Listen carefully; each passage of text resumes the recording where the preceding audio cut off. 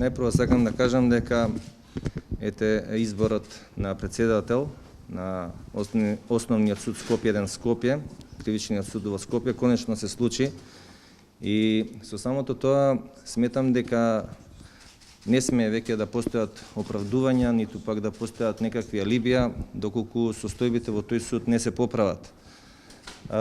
Очекувам со помош на целиот колектив, мислам на судиите, на стручните соработници, на судската служба, дека тие состојби ќе се поправат со наше заедничко работење и залагање.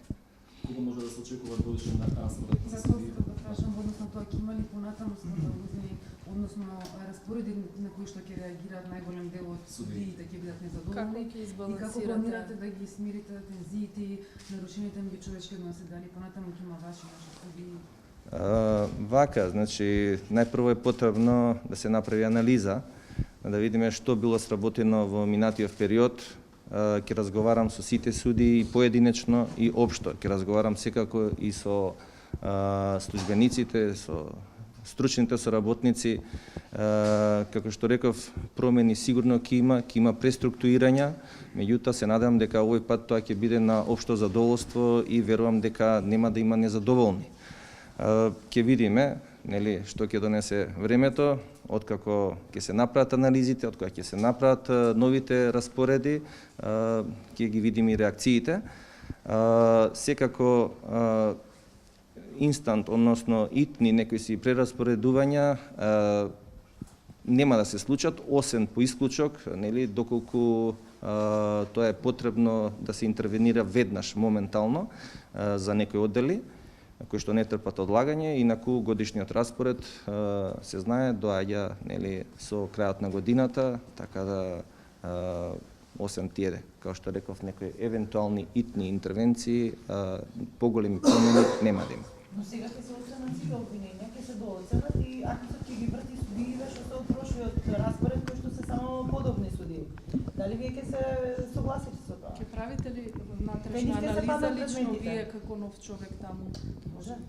Ќе се паднат кај нив предметите. Дали вие нешто ќе преземете за тоа или така ќе оставите? Видите, како што реков, значи во овој момент е прерано да дадам одговор на тоа прашање. Анализа ќе се направи, ќе се види дали има проблем во таа смисла и доколку се утврдат некакви проблеми, сигурно дека ќе има и моментални одлуки во тој правец. Меѓутоа, без анализа не би можел по-конкретно да дадам одговор на ова прашање. Како ќе ги спречите политичките влијања за кои се говореше многу изминатиот период да постои слушање? Видите, мислам, кажавте некоја констатација која што ќе ја провериме. Значи, ќе разговарам со судиите, единствено ќе барам од нив да постапуваат согласно законот, без никакви притисоци и влијанија од страна на политички структури. Не би можел друг одговор да дадам.